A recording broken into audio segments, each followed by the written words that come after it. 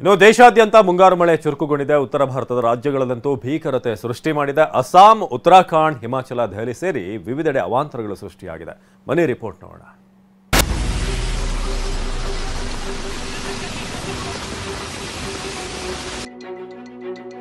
ದೇಶದಾದ್ಯಂತ ಮುಂಗಾರು ಮಳೆ ಚುರುಕು. ಅಸ್ಸಾಂನ 30 ಜಿಲ್ಲೆಗಳಲ್ಲಿ ಪ್ರವಾಹ ಪರಿಸ್ಥಿತಿ. ದೇಶದ ಬಹುತೇಕ ರಾಜ್ಯಗಳಲ್ಲಿ ಮುಂಗಾರು ಮಳೆ ಚುರುಕುಗೊಂಡಿದೆ. ಈಶಾನ್ಯ ಭಾರತದ ಜನರಂತೂ ಭಾರಿ ವರ್ಷಧಾರೆಗೆ ಹಿಂಡಿ ಹಿಪ್ಪಿಯಾಗ್ಬಿಟ್ಟಿದ್ದಾರೆ. ಅಸ್ಸಾಂನಲ್ಲಂತೂ ಪರಿಸ್ಥಿತಿ ಶೋಚನೀಯ ಸ್ಥಿತಿಗೆ ತಲುಪಿದೆ. ಎಲ್ಲ ಪ್ರಮುಖ ನದಿಗಳು ಅಪಾಯ ಮಟ್ಟ ಮೀರಿ ಹರಿಯುತ್ತಿವೆ. 30 ಜಿಲ್ಲೆಗಳಲ್ಲಿಯೂ ಪ್ರವಾಹ ಪರಿಸ್ಥಿತಿ ನಿರ್ಮಾಣವಾಗಿದ್ದು ಸುಮಾರು 24 ಲಕ್ಷ ಜನರ ಮೇಲೆ ಪರಿಣಾಮ ಬೀರಿದೆ.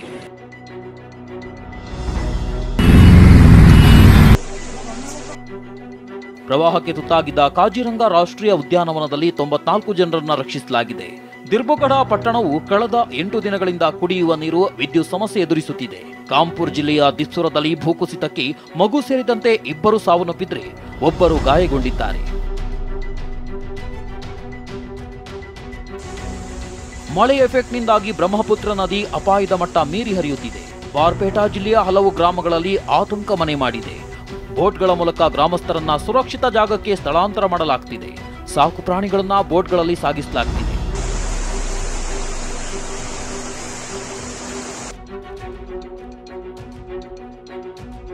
ಉತ್ತರಾಖಂಡ್, ಹಿಮಾಚಲದಲ್ಲೂ ಭಾರೀ ವರ್ಷಧಾರೆ.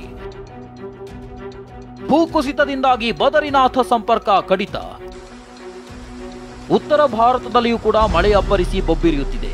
ಉತ್ತರಾಖಂಡ್ನಲ್ಲಿ ಕಳೆದ ಹಲವು ದಿನಗಳಿಂದ ಮಳೆ ಸುರಿಯುತ್ತಿರುವುದರಿಂದ ಜನಜೀವನ ಅಸ್ತವ್ಯಸ್ತಗೊಂಡಿದೆ. ಡೆಹ್ರಾಡೂನ್ನಲ್ಲಿ ಹಳ್ಳಕ್ಕೆ ಬಿದ್ದು 5 ವರ್ಷದ ಬಾಲಕ ಸಾವನ್ನಪ್ಪಿದ್ರೆ ಹರಿದ್ವಾರದಲ್ಲಿ 1 ಸಾವನ್ನಪ್ಪಿದ್ದಾರೆ. ಭೂಕುಸಿತ ಉಂಟಾಗಿ ಪ್ರಮುಖ ರಸ್ತೆಗಳು ಬಂದಾಗಿವೆ. ಬದರಿನಾಥ್ಗೆ ಸಂಪರ್ಕ ಕಲ್ಪಿಸುವ ಹೆದ್ದಾರಿಯಲ್ಲಿಯೂ ಸಂಚಾರಕ್ಕೆ ಅಡ್ಡಿ ಉಂಟಾಗಿದೆ. ಭೂಕುಸಿತದಿಂದಾಗಿ ಲಂಬಾಗಢ್ನಲ್ಲಿ ರಾಷ್ಟ್ರೀಯ ಹೆದ್ದಾರಿ ಬಂದಾಗಿದೆ.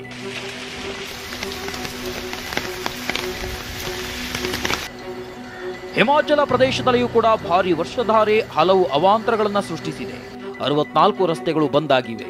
ಕಂಗಾರ, ಕುಲ್ಲು, ಕಿನ್ನೌರ್, ಮಂಡಿ, ಸಿರ್ಮೌರ್, ಶಿಮ್ಲಾದಲ್ಲಿ 24 ಗಂಟೆಯಲ್ಲಿ ಭಾರಿ ಮಳೆಯಾಗಲಿದೆ ಎಂದು ಹವಾಮಾನ ಇಲಾಖೆ ಮುನ್ಸೂಚನೆ ನೀಡಿದೆ. Bureau report, TV9.